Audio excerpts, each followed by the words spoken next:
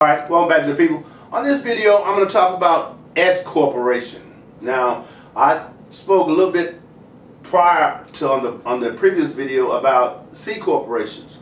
Now, the progression again, sole proprietorship, LLC, C corp, or S corp, right? I shared some information with you on the video prior to again about the C corp. I'm going to do the same thing on this video about the S corp. Now, why would you have an S corporation opposed to a C corporation? I want to share some information with you about that in a second. Just hold your horses. But my other thing is I want you to understand that what I'm sharing with you, you can be sharing with your audience about the knowledge that you've gained about what you do, right? And that would be called having your own business, which is my direction for you guys, why I'm sharing these videos. Because what you have in you, I can't produce, and what I have in me, you can't produce. But what you have in you, and if you produce it, the universe or the world that we live in will reward you for that. I know, far-fetched, right? But it's true. These are facts. Because it can't reward you for not sharing what it is that you have to offer. It can't.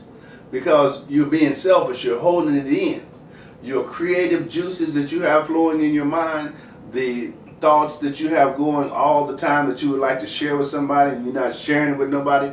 Maybe you don't have a group of friends that are on your level psychologically, intellectually, mentally, or however you want to qualify it, right? And you just, maybe you're like me. Maybe you're a learner. I'm a learner. I love to gain information and I love to share that information. Maybe that's you and your world won't allow you to express that. Right? If that's who you are the person I wanted to talk to today. Because this is exactly what you need. You need a platform that you can share information that you gather. Because when you do that, it's like magic.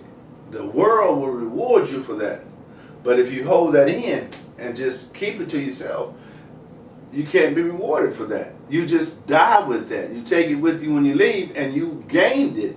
But why did you gain it if you didn't want to share it and help processes that need it or could use it, right?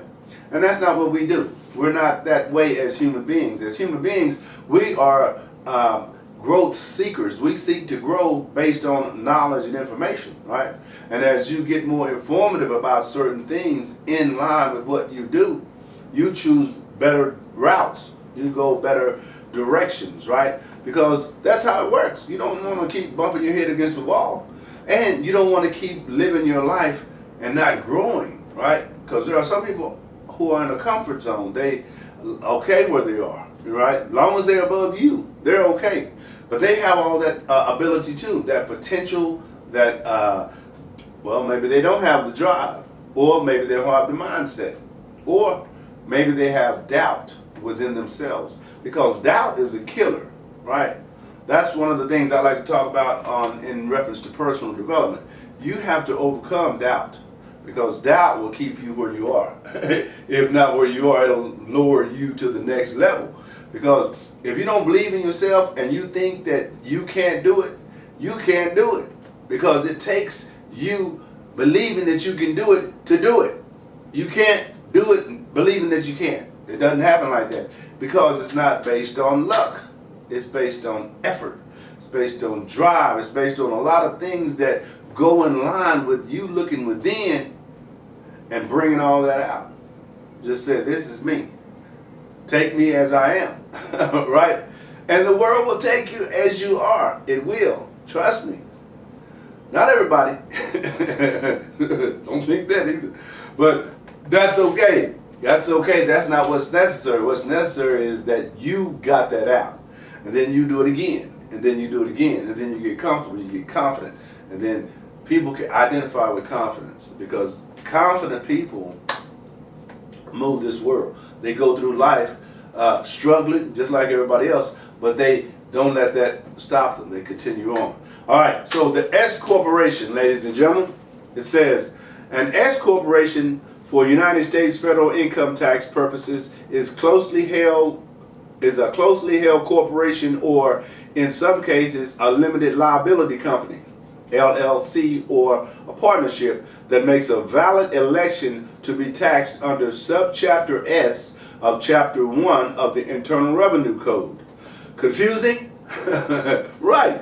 That's why on this level, keep this in mind, on this level you've gone through different experiences with the sole proprietor, you've gone through different levels on with the experiences of the LLC, and now you're with the big boys. So normally what happens on this level is you're not running it. You have an accountant or a lawyer who's handling this part of it.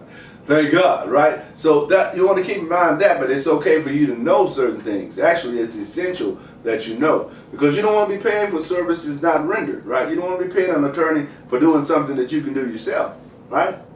Come on now, you got to be realistic. We're talking about money, right? All right, continuing on. In general, S corporations do not pay any income taxes. Instead, the corporation income or losses are divided among and passed through to its shareholders. The shareholders must then report the income or losses on their own individual income tax returns. S corporations are ordinary business corporations that elect to pass corporate income, losses, and deductions and credits through to their shareholders for federal tax purposes.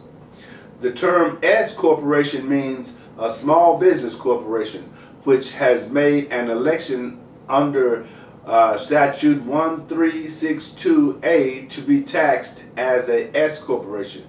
The S corporation rules are contained in Subchapter S of Chapter 1 of the Internal Revenue Code, section 1361 through 1379. Congress, acting on the Department of Treasury suggestion of 1946, created this chapter in 1958 as part of a larger package of miscellaneous tax items.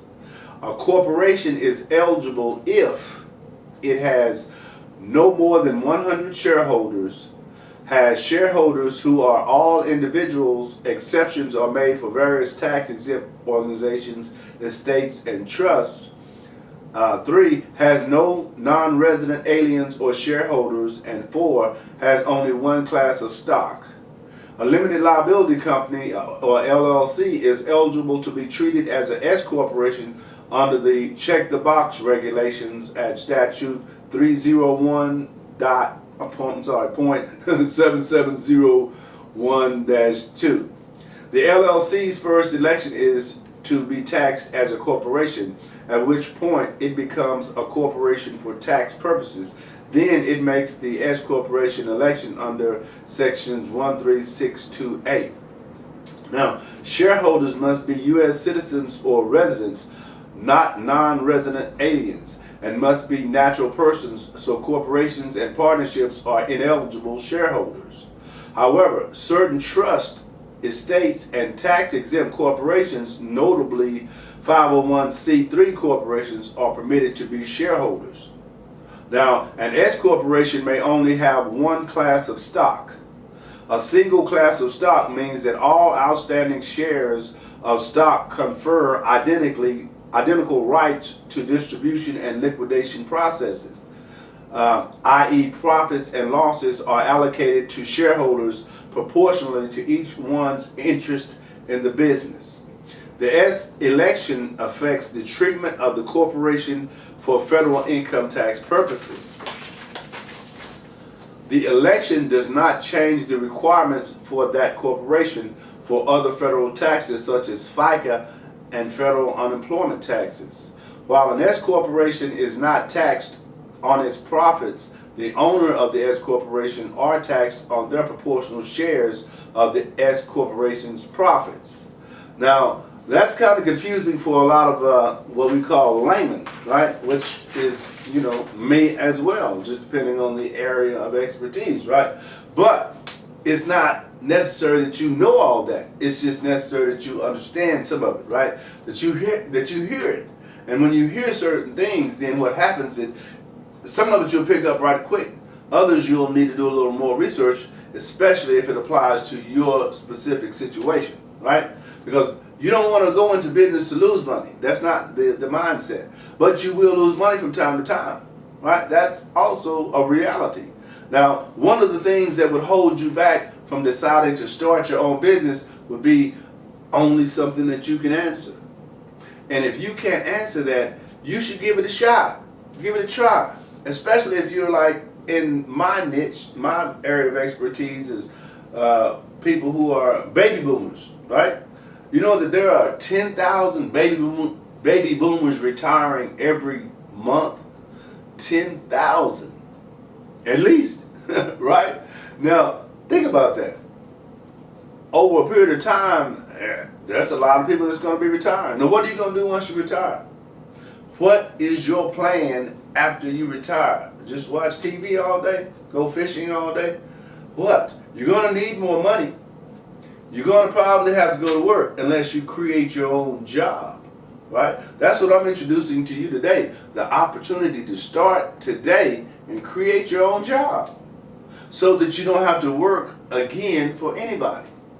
Now, you may not become a millionaire. You may. It's very likely. But you definitely won't become a millionaire working for someone. And, you know, if you keep living, there's going to come a point where you're going to need more money. Right? All right. Listen, don't forget to share this video, like this video. I hope these are really kind of touching a nerve for you today, because I had a lot of fun creating these videos, because this information right here is really, really valuable for people like you who are interested in starting your business. And I can help. Let's make it happen. SpeakerLarry.com